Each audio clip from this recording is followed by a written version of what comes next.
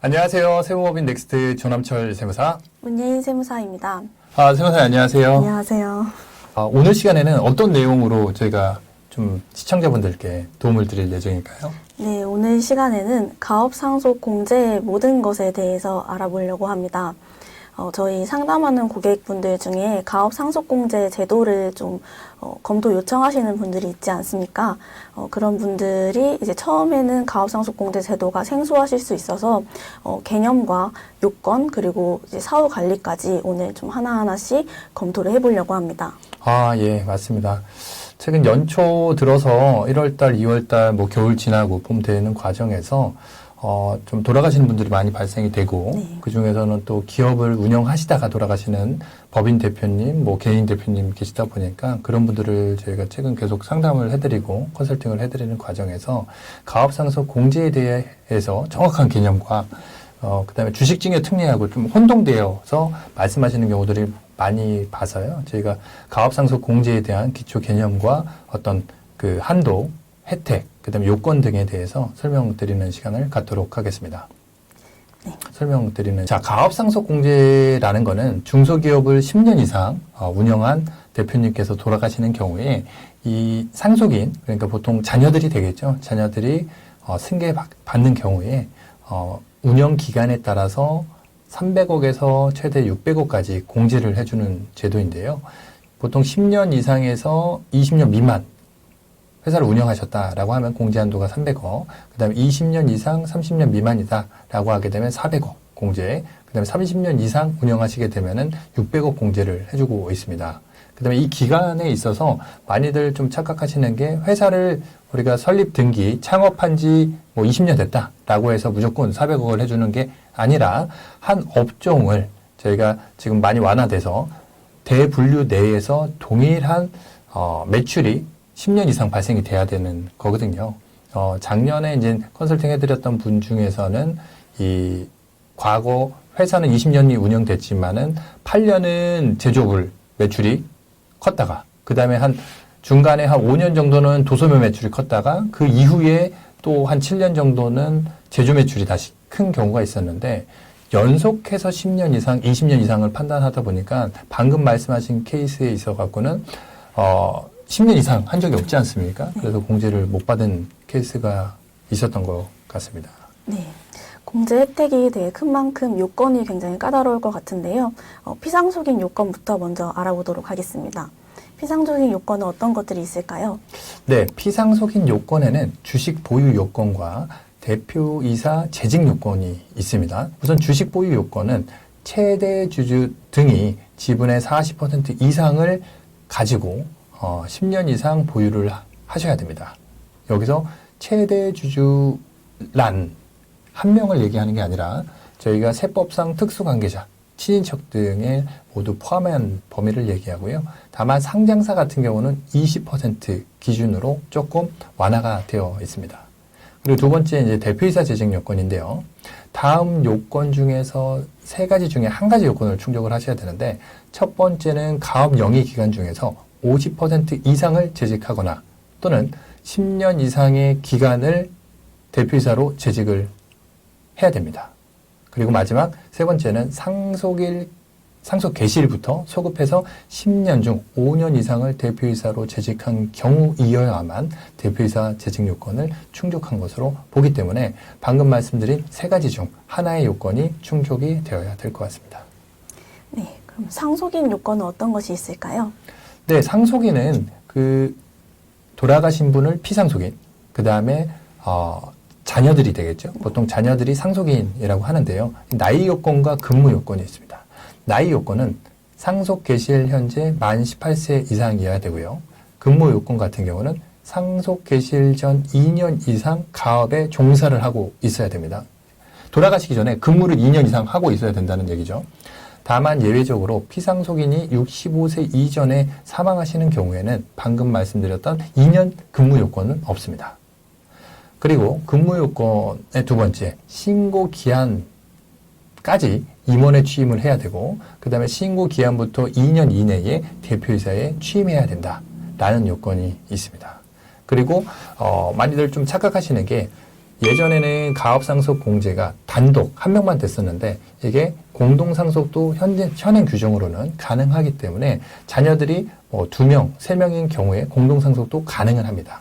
하지만 저희도 상담 과정 중에 실질적으로는 대표로 경영할 자녀가 있고 또 그렇지 않은 자녀가 있다 보니까 둘 다 지금 가업상속공제 컨설팅 자문을 해주는 곳이 형제들이 다 있다 보니까 한 곳은 가업상속공제를 조금 더 적극적으로 검토하는 것도 있고 한 군데는 이제 가업상속공제가 현실적으로 2명의 형제가 공동대표이사를 또 한다는 것 자체가 일을 안 하는데 그건 사후관리에 대한 위반 취지도 있기 때문에 그런 부분을 좀 조심스럽게 좀 말씀을 드리고 있는데 그거는 좀 참조하셔야 될 것 같습니다.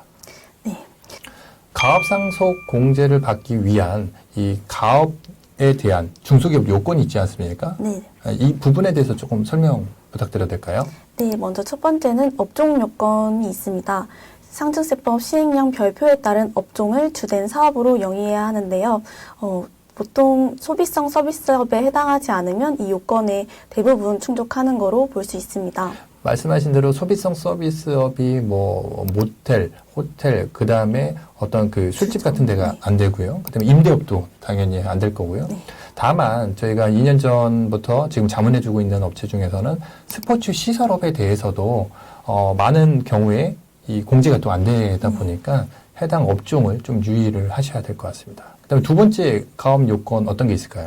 네, 두 번째 요건은 자산 요건인데요. 자산 총액이 5천억 원 미만일 것을 충족해야 합니다. 그리고 매출 요건도 있지 않습니까? 네, 매출 요건은 조세특례 제한법 시행령 업종별 이제 별표 1에 따른 규모 기준에 충족을 해야 하고 독립성 요건을 충족해야 합니다. 네, 매출 요건은 5천억 미만이셔야 합니다. 네. 가업상속공제를 신청하고 이제 세액공제를 받고 난 이후에도 사후관리 요건을 좀 이행해야 될 필요가 있는데요. 만약에 사후관리 의무 요건을 위반하는 경우 상속세를 추징당할 위험이 있습니다. 사후관리 위반 사유에는 총 4가지가 있습니다. 첫 번째 요건은 어떤 것이 있을까요? 예, 맞습니다. 4가지 요건 중에 첫 번째는 가업을 유지해야 된다는 요건인데요. 상속인이 대표이사 등으로 종사하지 아니하거나 주된 업종을 변경하거나 또는 해당 가업을 1년 이상 휴업하는 경우 또는 폐업하는 경우가 가업 유지 요건에 해당이 됩니다.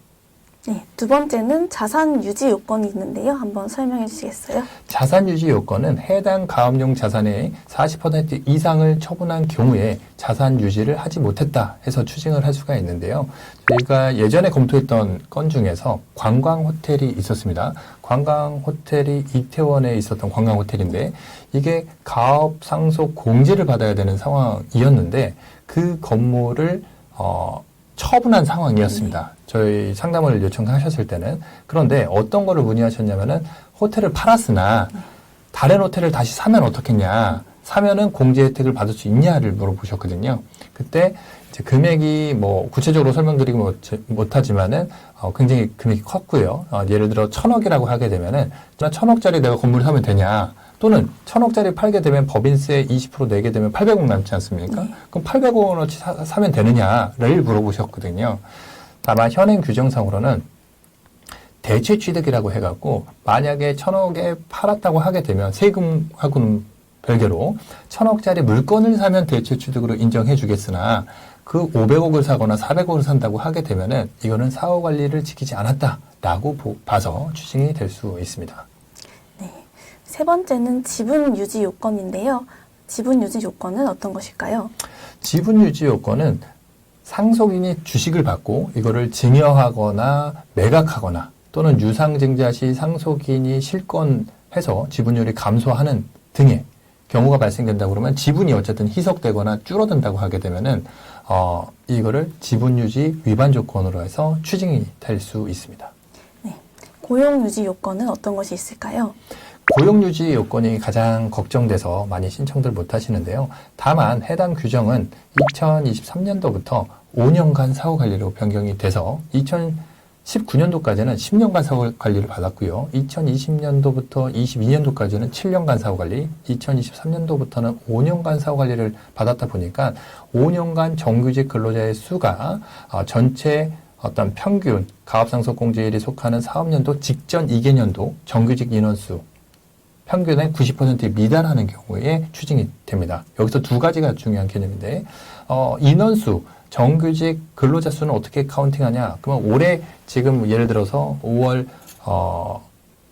12일 날 돌아가셨다라고 하게 되면은 직전 2개년도 2024년, 2023년 총 24개월의 말일의 인원수를 평균한 금액이 될 것이고요. 그리고 예전의 규정에서는 80% 미만으로 1개년이라도 떨어지게 되면 추징 규정이 있었으나 세법 개정으로 2023년도부터는 5년 평균된 금액 자체가 평균된 숫자 자체가 90%에 미달하지 않으면 추징하지 않는다라고 개정이 됐고요. 또 인원수 요건 못지않게 2020년도 개정된 사항 중에서 상속 개시일로부터 5년간의 총급여 평균액이 상속 개시일이 속하는 사업년도 직전 2개년도에 사업년도의 총급여 평균액의 100분의 90에 미달하는 경우에 고용유지 요건을 충족됐다라고 해서 추징이 되는데 똑같습니다. 5년 평균 90%. 인원수도 마찬가지고 급여 요건도 마찬가지라고 보시면 될 것 같습니다.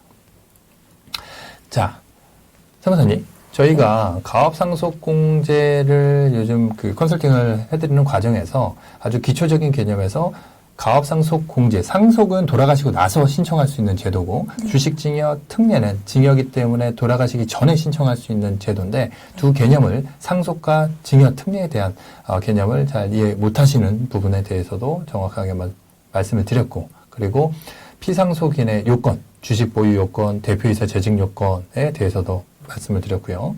그리고 상속인, 자녀에 대한 요건도 나이 요건, 근무 요건, 그리고 이때 주의할 거는 공동상속도 가능하나 실제적으로 사후관리 차원에서 실제 임원에 취임하거나 대표이사 직을 취임하지 않는다고 하거나 실제 일을 안 한다고 하게 되면 추징이 될 수도 있지 않습니까? 네네. 세금만 줄인다고 공제를 무조건 받는 거는 조금 위험할 수 있다라는 점을 말씀을 드리고요. 어쨌든 적용 요건, 업종 요건, 그 다음에 자산 요건, 매출액 요건. 각각 자산 5천억, 평균 매출 5천억 미만일 것을 말씀을 드렸습니다. 그리고 마지막으로는 가업상속공제에 대한 사후관리, 가업에 대한 요건, 자산에 대한 유지 요건, 지분에 대한 유지 요건, 그리고 마지막으로 고용에 대한 유지 요건, 5년 평균 인원수나 급여 총액이 90% 미달하면 추징이 된다라는 부분을 말씀을 드렸으니까 이 부분을 잘 기억하셔야 될 거고요. 오늘은 아주 기본적인 요건과 혜택에 대한 금액 그리고 개념에 대해서 말씀을 드렸고요. 다음 시간에는 좀 더 가업상속공제에 대한 구체적인 내용을 추가적으로 말씀드리도록 하겠습니다. 네, 오늘 설명해주신 가업상속공제의 기본적인 요건과 사후관리 등을 살펴보았고요. 오늘 이해한 내용을 바탕으로 다음 시간에는 좀 더 구체적인 가업상속공제의 사례 등에 대해서 알아보도록 하겠습니다. 이번 영상이 도움이 되셨다면 좋아요, 구독, 댓글 부탁드립니다. 이번 영상은 여기서 마치도록 하겠습니다. 감사합니다.